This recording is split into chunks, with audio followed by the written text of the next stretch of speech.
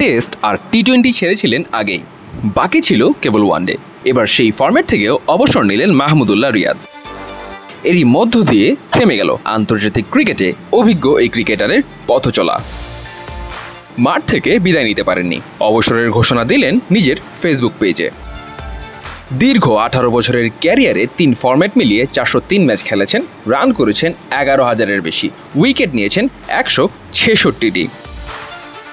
কদিন আগেই ওয়ানডে ছেড়েছেন মুশফিকুর রহিম। এরপর থেকে জোর আলোচনা শুরু হয় মাহমুদুল্লাহর অবসর নিয়ে। যদিও নিজের খেলা শেষ 5 ওয়ানডের 4টিতে তিনি খেলেছেন 50 ইনিংস। তবুও আর চালিয়ে যেতে চাননি এই ডানহাতি ব্যাটার। বিসিবিকেও অনুরোধ করেন তাকে কেন্দ্রীয় চুক্তিতে না রাখতে। বিসিবিও তার আর্জি শুনেছে।